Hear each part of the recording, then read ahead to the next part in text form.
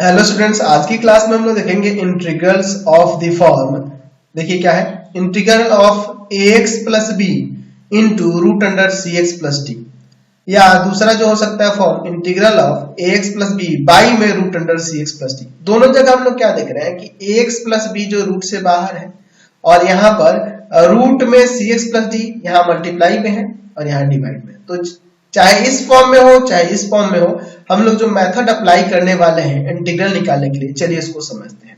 ठीक है ना जी। अगर इन दोनों में से किसी भी फॉर्म में आपके पास फंक्शन दिया हो और उसका इंटीग्रल आपको फाइंड करना हो, तो सबसे पहले क्या करेंगे, इसमें सपोज कर लेंगे कि लेट जो रूट के बाहर है ax प्लस बी, इसके इक्वल में लिख लेंगे a इंटू में cx प्लस डी और प्लस का कांस्टेंट b। अब आप कह रहे हो कि सर ऐसा क्यों? देखिए हम लोग क्या करेंगे ना कि इस ax प्लस बी जो पॉलिनोमियल है, इस पॉलिनोमियल को हम लोग इस cx प्लस डी के फॉर्म में चेंज कर रहे हैं। ठीक है, अब ये a और b क्या होंगे? तो इसके लिए आपको क्या करना होगा, आप यहाँ पे इसके कोफिशिएंट को और कांस्टेंट को, x के कोफिशिएंट और कांस्टेंट को इक्वेट कर देंगे तो आपका काम बन जाएगा। इसको पहले मल्टीप्लाई कर लेते हैं, देखिए क्या हो जाएगा। हो गया इतना। अब देखिए हम लोग यहाँ पे क्या करेंगे, यहाँ लिखेंगे बाय इक्वेटिंग कोफिशिएंट ऑफ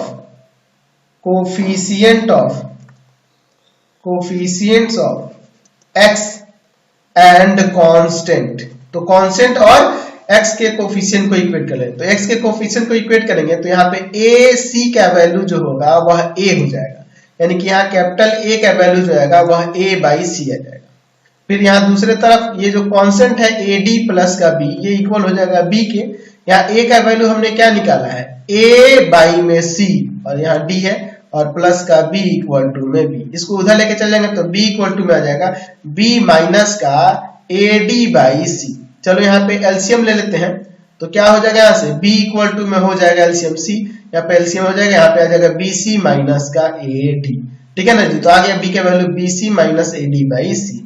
तो हम लोग क्या करेंगे कि सबसे पहले जो ax प्लस बी यानी जो रूट के बाहर होगा, चाहे इस फॉर्म में हो चाहे इस फॉर्म में हो, रूट के बाहर होगा उसको रूट के अंदर वाले के फॉर्म में चेंज करेंगे। तो सिंपली आपको क्या करना होगा, ax plus b equal to में क्या करना होगा, एक कांस्टेंट लेंगे, उसके साथ मल्टीप्लाई में अंदर वाला ये जो आप पॉलिनोमियल देख रहे हैं cx प्लस डी, रूट को छोड़कर उसको लिख लेंगे इनटू में और प्लस में एक अदर कांस्टेंट देंगे। यहां से इनको मल्टीप्लाई करके इक्वेट करके जो ये हम लोग a और ये जो b ले रहे हैं, कैपिटल A B जो कांस्टेंट ले रहे हैं, उसका वैल्यू पहले फाइंड कर लेंगे। और वैल्यू फाइंड करने के बाद आप एक एक करके मैं देखो दोनों फॉर्म को ये बताता हूँ। मान लो सपोज कर लो आपका क्वेश्चन जो दिया हो, हम लोग पहला वाला लेते हैं इंटीग्रल ऑफ ax प्लस का b इंटू में रूट अंडर cx प्लस का d विथ रिस्पेक्ट।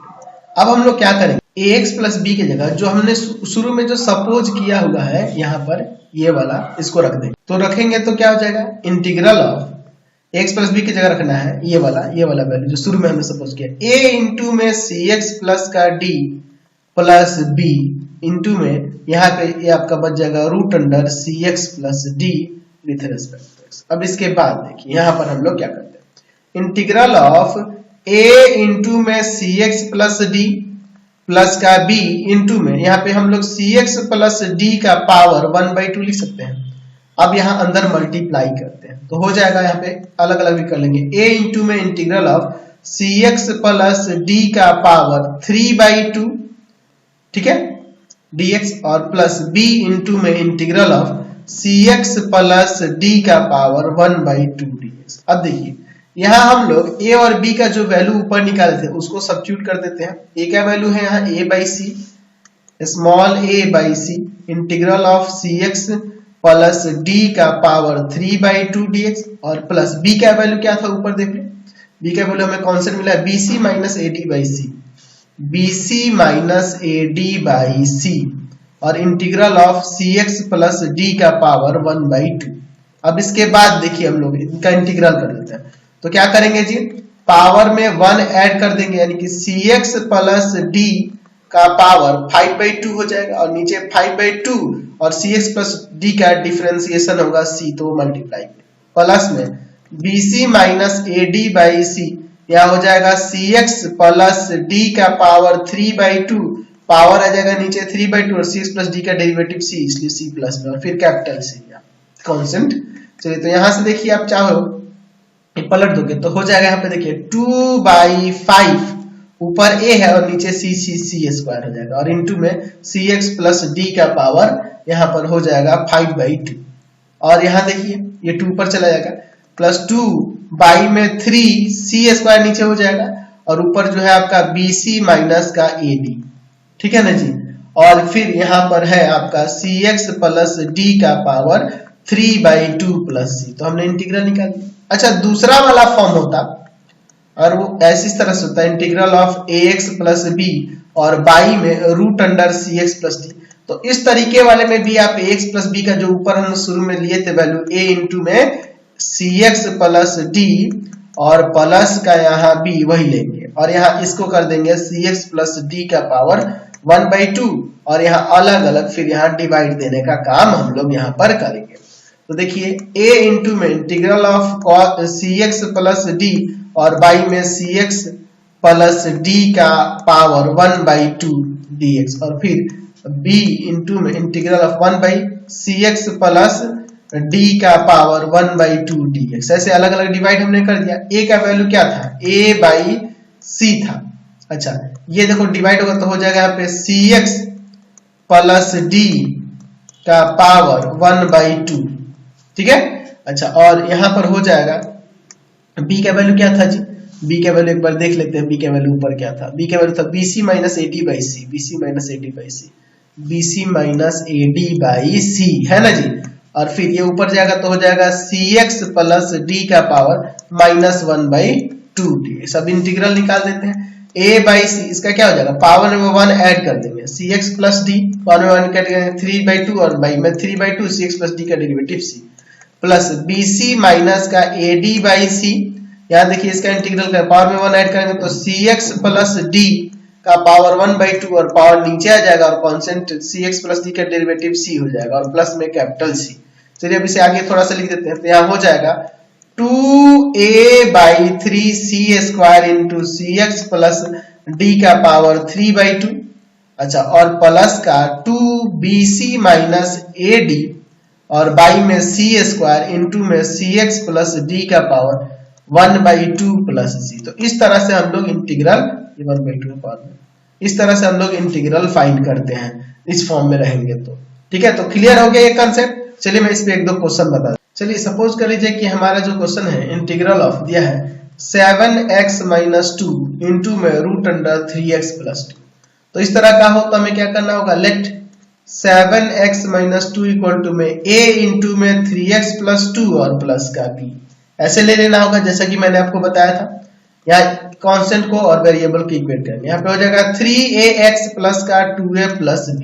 लिखते हैं by equating coefficient of x and constant को और कोफिशिएंट ऑफ x को इक्वेट करते हैं। तो 3a इक्वल टू में 7 यानी a का वैल्यू यहां से हो जाएगा 7/3। अच्छा और 2a plus b equal to में है माइनस का 2। तो यहाँ पे देखिए 2 a के जगह पे 7/3 रखेंगे तो यहाँ पे b का वैल्यू नहीं निकल जाएगा जी। चलिए अब इसको सॉल्व कर देते हैं क्या होता है। देखिए यहाँ पर ये 14/3 होगा तो b इक्वल टू में आ जाएगा -2 और माइनस का 14/3, ठीक है ना जी। तो यहाँ पर क्या हो जाएगा b इक्वल टू में देखिए एलसीएम 3 -6 माइनस का 14 यानी कि माइनस का 20/3। तो a और b दोनों का वैल्यू आ गया ना। अब देखिए हमें इंटीग्रल ऑफ निकालना है 7x माइनस का 2 इंटू में root under 3x plus 2 dx। तो ये देखिए रूट से बाहर 7x माइनस 2 की जगह इसके पहले जो हम लोग सपोज किए हैं ऊपर ये वाला a इंटू में 3x प्लस 2 प्लस b, इसको पुट करते हैं ना जी, यही रखेंगे। तो हम लोग हो जाएगा यहाँ पे a इंटू में 3x plus 2 plus b into में ये रूट में है तो 3x प्लस 2 का पावर 1/2 कर देते हैं, ठीक है ना जी dx। अब इसके बाद देखिए अलग अलग मल्टीप्लाई कर लेते हैं। तो a इंटू में इंटीग्रल ऑफ 3x प्लस 2 का पावर हो जाएगा यहाँ पर कितना 3/2 और प्लस b इंटू में इंटीग्रल ऑफ 3x प्लस 2 का पावर 1/2 dx। अब देखिए यहाँ a और b का वैल्यू तो a का वैल्यू है आपके पास 7/3 और b का -20/3। 7/3 इंटीग्रल ऑफ 3x प्लस 2 का पावर 3/2 और यहाँ हो जाएगा माइनस का 20/3 इंटीग्रल ऑफ यहाँ 3x प्लस 2 का पावर 1/2। अब दोनों जगह इंटीग्रल आसानी से निकाल सकते हैं। अब देखिए क्या हो जाएगा 7/3, यहाँ हो जाएगा 3x प्लस 2 का पावर 5/2 और इसका 5/2 नीचे आ जाएगा और यहाँ देखिए 3x प्लस 2 का डेरिवेटिव 3 हो जाएगा माइनस 20/3, यहाँ आ जाएगा 3x प्लस 2 का पावर 3/2 पावर नीचे आ जाएगा और यहाँ देखिए 3x प्लस 2 का डेरिवेटिव 3 और प्लस का c। चलिए तो यहाँ से फाइनली आप क्या लिख सकते हैं, ये ऊपर चला जाएगा तो 14 और बाई में यहाँ पर हो जाएगा आपका 45, ठीक है ना जी, और इंटू में 3x प्लस 2 का पावर 5/2 माइनस यहाँ देखिए ये ऊपर चला जाएगा तो यहाँ 40 और बाई में नीचे हो जाएगा 27, 3x प्लस 2 का पावर 3/2 प्लस c। तो यही हमें निकालना था, हमने निकाला। तो इसी तरह से हम लोग इंटीग्रल निकालने वाले एक्सरसाइज के क्वेश्चंस को, कोई दिक्कत नहीं है, सारे क्वेश्चन बन जाएंगे। आज की क्लास में इतना ही, नेक्स्ट वीडियो में आगे देखेंगे। आपको हमारे 3 चैनलों को सब्सक्राइब करना होगा। पहला है path finder classes Chhapra, path finder classes Chhapra. दूसरा है आपके पास भारती भवन, भारती भवन रविकांत सर, रविकांत सर। और तीसरा चैनल है Ravikant sir RD Sharma solution, RD Sharma solution. तीनों चैनलों को सब्सक्राइब कर देंगे। इससे रिलेटेड वीडियो के लिए सीधे डिस्क्रिप्शन में, इससे रिलेटेड नोट्स के लिए गूगल पे जाकर सर्च करेंगे www.ravikansar.in और यहाँ जाकर आप सभी क्लासेस के नोट्स, उनके पीडीएफ को डाउनलोड कर सकते हैं, पढ़ सकते हैं। इंस्टाग्राम और फेसबुक पे जाकर पाथ फाइंडर क्लासेस छपरा को लाइक एंड फॉलो करना नहीं भूलेंगे। Thanks for watching the video. Comment करके जरूर बताएं कि हमारे चैनल की वीडियोस आप सभी को कैसे लगते हैं। Thanks for watching.